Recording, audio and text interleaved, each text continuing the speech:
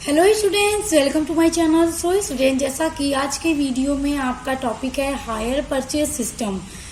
जैसा कि स्टूडेंट्स, आप लोग अगर बीकॉम सेकेंड सेमेस्टर के स्टूडेंट हैं तो आपके फाइनेंशियल अकाउंटिंग जो सब्जेक्ट है उसमें ये आपका एक चैप्टर है और ये बहुत ही इम्पोर्टेंट टॉपिक है। उसके अलावा अगर 11th-12th में भी ये कॉमर्स के स्टूडेंट्स के लिए इम्पोर्टेंट है। तो चलिए स्टार्ट करते हैं। देखिए स्टूडेंट्स, आज का जो टाइम है इसमें जो बिजनेस है बहुत बड़े पैमाने पे हो रहा है। बिजनेस अब ग्लोबलाइजेशन भी हो गया है, यानी कि हम एक कंट्री में रहकर दूसरे कंट्री तक बिजनेस कर सकते हैं, सेल कर सकते हैं, परचेज कर सकते हैं, सब कुछ बहुत आसान हो गया है।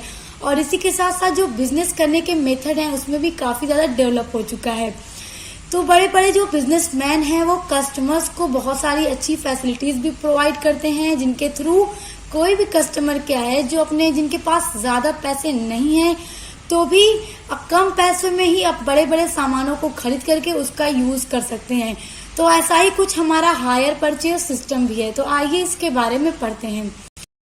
Hire purchase system is one of the effective method develop for providing services to the consumer. It is a special system for sale and purchase of goods.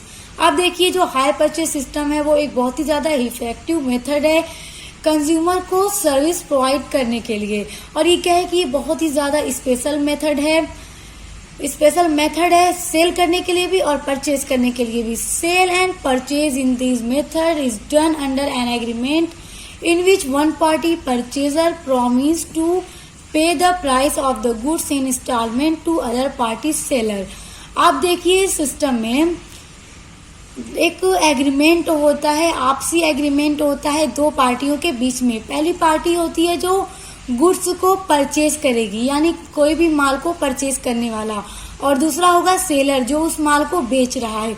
तो इन दोनों पार्टी में एक एग्रीमेंट होता है, आपसी समझौता होता है कि एक इंस्टॉलमेंट होगा, उन्हीं के थ्रू क्या है कि पेमेंट किया जाएगा। और ये इंस्टॉलमेंट होता है एक टाइम का कि हर महीने इतने इतने पैसे किस्त में जमा करने होंगे।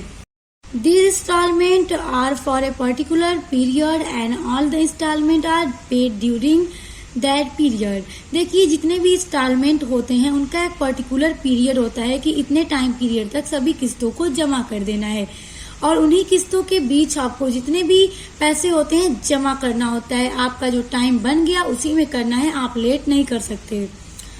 अगर आपने देर कर दी तो उसके पीछे भी एक रीजन है कि क्या हो सकता है। आपने जो भी प्रोडक्ट परचेज किया है या गुड्स को परचेज किया है तो आगे उसको समझिए।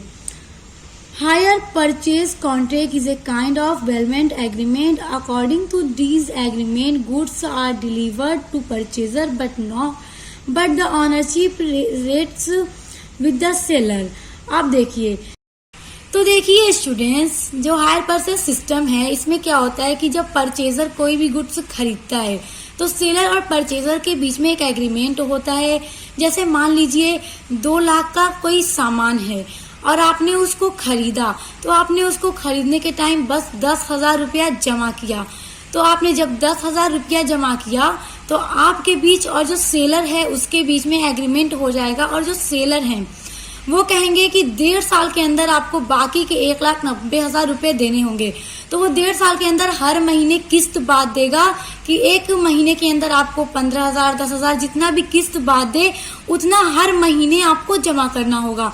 तो देखिए स्टूडेंट्स, इसमें क्या है कि बड़ा से बड़ा महंगा से महंगा सामान भी आप इजिली खरीद सकते हैं। तो देखिए स्टूडेंट्स, आप 2 लाख का सामान 10,000 रुपए में खरीदेंगे, 10,000 देकर तो खरीद लेंगे, तो उसको बोला जाता है डाउन पेमेंट, जो आपने 10,000 रुपया देके सामान को खरीदा है।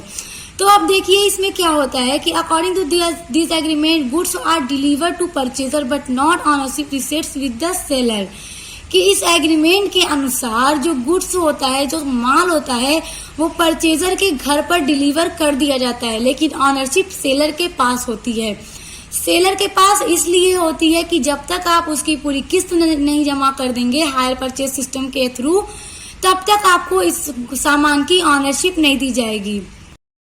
The purchaser can use and consumes goods when it is handed over to him but the purchaser does not become the owner of it.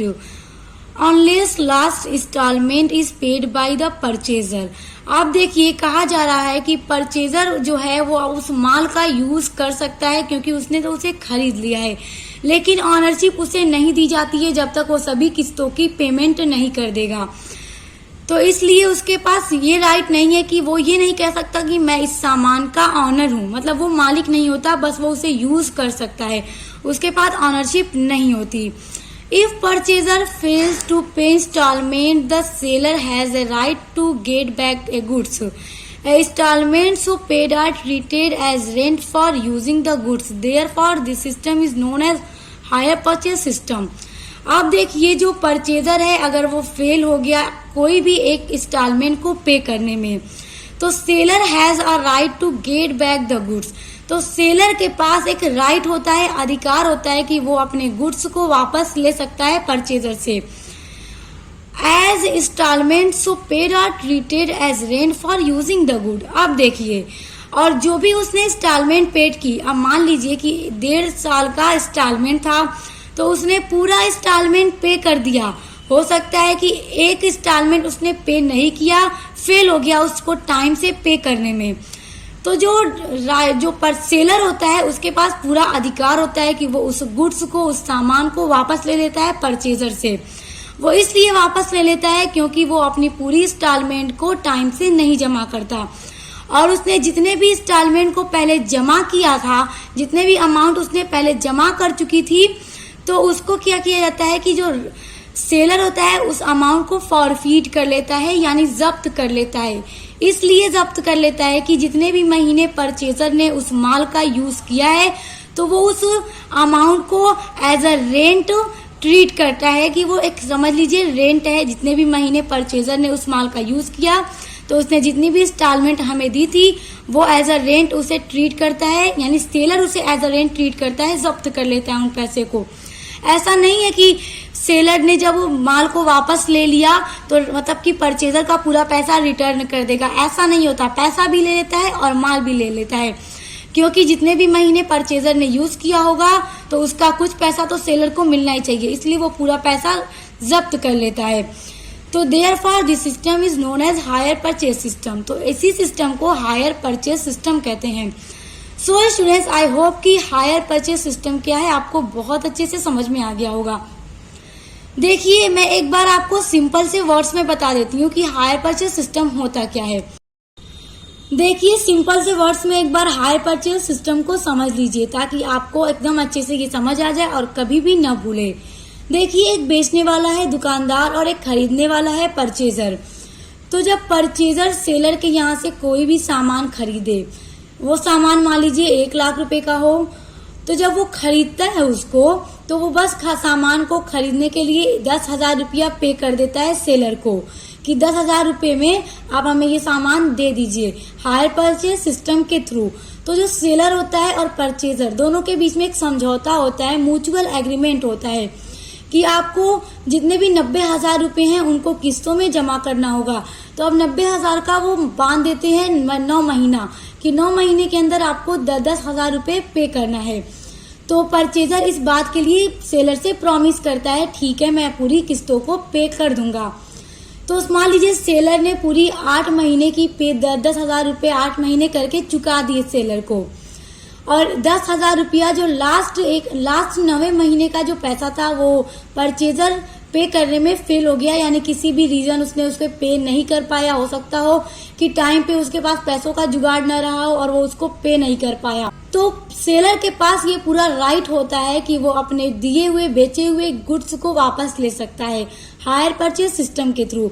यानी हायर परचेज सिस्टम में ऐसा है कि अगर परचेजर फेल हो गया तो सेलर अपने माल को वापस परचेजर से ले सकता है, और साथ ही साथ जितने भी उसने इंस्टॉलमेंट को पे किया है, जैसे देखिए 8 महीने का मैंने आपको बताया कि वो पे कर चुका था, बस 1 महीने का करने में फेल हो गया, तो जो सेलर है वो उन किस्तों को भी फॉरफीट कर लेता है, यानी जब्त कर लेता है, इसलिए कि जितने भी महीने परचेजर ने उस सामान का यूज किया है तो उन पैसों को वो एज अ रेंट ट्रीट करता है।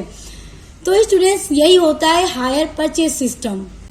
और स्टूडेंट्स देखिए, हायर परचेज सिस्टम की एक सबसे इम्पोर्टेंट बात यह है कि जब परचेजर खरीदता है सामान को तो उसे तब तक ऑनरशिप नहीं मिलती उस सामान की जब तक वो पूरी किस्तों को पे न कर दे। अगर उसने अपनी पूरी किस्तों को एकदम टाइम से पे कर दिया, उसी के बाद सेलर उसको ऑनरशिप देता है। अगर जब तक पे नहीं किया होगा उसे वो सामान तो दे दिया जाएगा, हाँ आप ले जाइए यूज कीजिए। अगर उसने फेल हो गया पे करने में तो ऑनरशिप कभी नहीं मिलेगी, और पे कर दिया टाइम टू टाइम एकदम तो जो सेलर है वो उसे ऑनरशिप दे देता है। यानी हायर परचेज सिस्टम में ऑनरशिप तब तक सेलर के पास होती है जब तक कि परचेजर पूरी इंस्टॉलमेंट पे न कर दे। तो स्टूडेंट्स, आई होप कि अब आपको इसमें कहीं पर भी कोई डाउट नहीं होगा और आपको बहुत अच्छे से समझ में आ गया होगा। देखिए स्टूडेंट्स, एक डेफिनेशन है हायर परचेज सिस्टम की according to professor William Pickles की, ये डेफिनेशन है। अगर आपसे इस एग्जाम में हायर परचेज सिस्टम पूछ दे तो जो मैंने अभी आपको ये पढ़ाया, आप इसको लिखने के बाद एक डेफिनेशन कम से कम जरूर लिखिएगा, आपको बहुत अच्छे मार्क्स मिलेंगे। तो देखिए इनकी डेफिनेशन क्या है, ये हायर परचेज सिस्टम को क्या कहते हैं। Hire purchase is the system under which the property is acquired by payments made in instalment during the period of which the title in the property remains with the hire vendor. Vendor मतलब seller होता है, आप seller कहिए या vendor कहिए। The payments prior to the final are regarded as being purely in respect of hire, and the title of the property does not pass to the hire purchaser until such final payment or some other consideration provided for in the contract has been fulfilled। देखिए professor William pickle की ये जो इस definition है बहुत important है और बहुत सिंपल सी है। इस डेफिनेशन के थ्रू भी उनका यही कहने का मतलब है कि हायर परचेज सिस्टम क्या है कि जब माल को खरीदा गया तो जब तक पूरी तरह से वो अपने इंस्टॉलमेंट को पे नहीं कर देगा तब तक उसे क्या है, ऑनरशिप नहीं मिलेगी। और अगर वो पे करने में फेल हो गया तो सेलर के पास पूरा राइट है कि वो अपने गुड्स को वापस ले ले। तो आपको आई होप ये सब समझ में आ गया होगा। अब आइए हायर परचेज सिस्टम के कैरेक्टरिस्टिक्स को समझिए। देखिए स्टूडेंट्स, मेन कैरेक्टरिस्टिक्स और essential feature of hire purchase system exam में पूछ सकता है कि explain the main characteristics of hire purchase system, या पूछ सकता है explain the essential features of hire purchase system. तो मेन कैरेक्टरिस्टिक्स पूछे या इसेंशियल फीचर पूछे, दोनों का मतलब यही है कि हायर परचेज सिस्टम की विशेषताओं का वर्णन कीजिए। तो एग्जाम में आप इसी तरह से हेडिंग डालने के बाद लिखिएगा the main characteristics of hire purchase system are as under. उसके बाद देखिए पहला है अरेंजमेंट फॉर कॉन्ट्रैक्ट, यानी कि एक कॉन्ट्रैक्ट का अरेंजमेंट किया जाता है। Hire purchase system originates from agreements there are two parties, hire vendor और hire seller and hire purchaser. देखिए स्टूडेंट्स, हायर परचेज सिस्टम में सबसे पहले एक कॉन्ट्रैक्ट का अरेंजमेंट किया जाता है और वो अरेंजमेंट देखिए किनके बीच होता है, हायर वेंडर और हायर सेलर। हायर वेंडर का मतलब भी होता है कि जो बेचने वाला है, जो विक्रेता है। वेंडर या सेलर दोनों का मतलब विक्रेता होता है। तो सेलर एंड परचेजर दोनों के बीच में एग्रीमेंट होता है, एक कॉन्ट्रैक्ट बनाया जाता है जिस कॉन्ट्रैक्ट में लिखा होता है कि इतने का सामान आपने खरीदा है, यानी 2 लाख का एक सामान आपने खरीदा, आपने 10,000 बस डाउन पेमेंट दी है, यानी खरीदने के टाइम जो पेमेंट दी जाती है उसे डाउन पेमेंट कहते हैं, क्योंकि 2 लाख का सामान अगर आप 10,000 में देकर खरीदें तो वो डाउन पेमेंट है। उसके बाद 1,90,000 के लिए महीना बना दिया जाता है, इतने महीने के अंदर 10,000 आपको करके देने हैं। तो उसी के लिए कॉन्ट्रैक्ट बनाया जाता है जिसमें परचेजर प्रॉमिस करता है कि वो अपने पूरे किस्तों का भुगतान सही समय पे कर देगा। उसके बाद देखिए दूसरी विशेषता है सेल्स ऑन क्रेडिट, यानी कि उधारी पर बेचना। Hire purchase system was originated to provide credit facilities to the purchaser. The full value of goods is not paid immediately but it is paid in periodic instalment as per agreement. अब देखिए जो माल बेचा जाता है वो उधारी पर बेचा जाता है, यानी कि जो हायर परचेज सिस्टम है ये इसीलिए बना ही गया है, इसकी उत्पत्ति यानी इसको इसीलिए तो बनाया ही गया है ताकि कस्टमर्स को, कंज्यूमर्स को एक क्रेडिट फैसिलिटी प्रोवाइड किया जा सके। यानी जो महंगा से महंगा सामान है हर कोई उसे यूज तो नहीं कर सकता। तो अगर कम पैसे में महीने महीने चुका कर लेना होगा तो महंगा से महंगा सामान भी हर कोई ले लेगा। तो काफी ज्यादा कंज्यूमर के पास अच्छी फैसिलिटी है कि वो महंगा से महंगा सामान भी खरीद कर यूज कर सकते हैं, जिसमें जो मतलब पेड जो गुड्स की वैल्यू है उसको एक बार में पेड नहीं करना होता है, किस्तों में भुगतान करना होता है, जितना जैसा कि एग्रीमेंट में लिखा होगा एज पर एग्रीमेंट। तीसरा कैरेक्टरिस्टिक्स है पेमेंट बाय इंस्टॉलमेंट, यानी जो पेमेंट की जाती है वो किस्तों में की जाती है। Under this system the whole payment is made in instalment, the amount and period of instalment is fix under the agreement. अब देखिए इस सिस्टम में क्या है कि होल पेमेंट यानी पूरी payment is made in instalment, पूरी पेमेंट को इंस्टॉलमेंट के द्वारा दिया जाता है, एक बार में नहीं दिया जाता है। The amount and period of instalment is fixed under the agreement, यानी जो इंस्टॉलमेंट का अमाउंट होता है वो फिक्स्ड कर दिया जाता है और एग्रीमेंट में लिख दिया जाता है और उसी के अकॉर्डिंग पेमेंट किया जाता है। देखिए जो चौथा कैरेक्टरिस्टिक्स है वो है hire purchaser possesses the right to use, यानी कि हायर परचेजर के पास जो खरीदने वाला है उसके पास सिर्फ यूज करने का अधिकार होता है।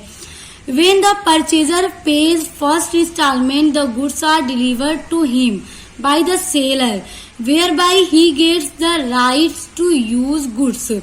यानी कि जब परचेजर पहली पेमेंट कर देता है इंस्टॉलमेंट की तो जो गुड होता है, जो सामान होता है वो परचेजर के पास डिलीवर कर दिया जाता है, पहुंचा दिया जाता है, सेलर के द्वारा पहुंचा दिया जाता है और उसके पास यानी परचेजर के बाद उसको यूज करने का पूरा राइट हो जाता है कि वो अपने गुड्स को अब यूज कर सकता है। लेकिन देखिए हायर परचेज सिस्टम में एक वजह ये भी है, एक विशेषता यह भी है कि जो हायर परचेजर है यानी जिसने सामान को खरीदा है उसके पास उस सामान को बेचने का अधिकार नहीं होता जब तक वो पूरी इंस्टॉलमेंट को पे न कर दे, यानी जब तक वो अपने सामान की पूरी अमाउंट को इंस्टॉलमेंट के द्वारा पे नहीं कर देगा उस सामान को बेचने का अधिकार मतलब परचेजर को नहीं मिलेगा, क्योंकि उसके पास तो ऑनरशिप ही नहीं होती है और जब वो पूरी पेमेंट कर देता है तो उसे ऑनरशिप भी मिल जाती है, तो वो अगर चाहे तो अपने सामान को फिर किसी को भी रीसेल कर सकता है। उसके बाद देखिए पांचवा है ऑनरशिप विद द सेलर, यानी इसकी जो ऑनरशिप है वो सेलर के पास होती है। Through the right of using goods is received by the purchaser but the ownership on its remains with the seller till the last instalment is not paid, यानी कि हायर परचेज सिस्टम में जो ऑनरशिप होती है वो सेलर के पास तब तक होती है जब तक कि परचेजर पूरा इंस्टॉलमेंट पे न कर दे, और जब वो पूरा इंस्टॉलमेंट पे कर देता है तब उसे गुड्स की ऑनरशिप दी जाती है। उसके बाद अगला है ऑनरशिप ऑफ द परचेजर, यानी कि इसमें परचेजर को ऑनरशिप कब मिलती है जब वो पूरी इंस्टॉलमेंट को पे कर देता है। The purchaser gets the ownership rights on goods only after paying the last instalment. The purchaser is not authorised to use the goods in unfair ways due to above reason during use of the goods by liability of repairs and maintenance rests with the seller, यानी कि देखिए इसमें एक फायदा ये भी होता है परचेजर को कि अगर माल में कोई भी खराबी निकल गई तो फ्री में उसको रिपेयर करता है सेलर, यानी पैसा उसमें सेलर का लगता है रिपेयरिंग करने में, परचेजर का नहीं लगता जब तक वो पूरी इंस्टॉलमेंट पे न कर दे। If goods are sold to third party by the purchaser without paying all the installment, the third party will not get goods title on the goods, यानी कि अगर जब तक लास्ट इंस्टॉलमेंट परचेजर पे नहीं कर देगा तब तक थर्ड पार्टी को वो अपना गुड्स बेच नहीं सकता। पूरी इंस्टॉलमेंट पे करने के बाद उसके पास खुद अपनी ऑनरशिप हो जाती है तो फिर वो अपने गुड्स को सेल कर सकता है। अगला है right to take the goods in case of default और irresponsibility in paying the instalment on due date. The seller gets the right to take the goods back because the ownership remains with the seller up to the payment of last installment. देखिए यदि hire purchase system के अंदर purchaser किसी भी एक किस्त का मतलब पे करने में असफल हो गया तो क्या होता है कि जो सेलर है ऑनरशिप तो सेलर के पास होती है, तो इसलिए सेलर अपने गुड्स को ले सकता है वापस, यानी उसके पास पूरा अधिकार है कि वो गुड्स को वापस ले सकता है। उसके बाद देखिए अगला है to forfeit the instalment paid. In case of default made by the purchaser in payment of installment on due days, the seller has the right to get the goods back as well as to forfeit at the amount by the purchaser, and this payment will be treated as rent to the seller. Student देखिए मैंने आपको start में बता दिया था कि इस hire purchase system में परचेजर ने पूरी किस्तों का भुगतान कर दिया है, बस वो लास्ट की एक इंस्टॉलमेंट का पेमेंट करने में असफल हो गया, तो जो सेलर होता है वो गुड्स तो वापस ले ही लेता है और उसी के साथ साथ जितने भी इंस्टॉलमेंट को ड्यू डेट पर पे किया गया था उनको भी वो ले लेता है। यानी सेलर के पास पूरा राइट होता है अपने गुड्स को भी लेने का और साथ ही साथ जो अमाउंट दी गई होती है इंस्टॉलमेंट में और ड्यू डेट पे उसको भी फॉरफीट करने का राइट होता है, और वो उस पेमेंट को एज अ रेंट ट्रीट करता है कि जितने महीने परचेजर ने उस गुड्स को यूज किया है तो वो रेंट समझकर उन पैसों को फॉरफीट कर लेता है। सो स्टूडेंट्स, आई होप कि आज के वीडियो का टॉपिक आपको बहुत अच्छे से समझ में आ गया होगा। तो नेक्स्ट वीडियो में आपका टॉपिक होगा instalment payment system. Instalment payment system क्या है उसके बारे में नेक्स्ट वीडियो में पढ़ेंगे। तो देखिए जो हायर परचेज सिस्टम है इंस्टॉलमेंट पेमेंट सिस्टम में लगभग सेम है, लेकिन कुछ डिफरेंसेस भी हैं, और वो डिफरेंस क्या है वो आपको जानना बहुत इंपॉर्टेंट है। तो वो नेक्स्ट वीडियो जरूर देखिएगा, क्योंकि एग्जाम में क्वेश्चंस जब आपके आएंगे तो आप कंफ्यूज ना हो, इसलिए वीडियो आपके लिए बहुत इंपॉर्टेंट होगा। तो अब मिलते हैं नेक्स्ट वीडियो के साथ।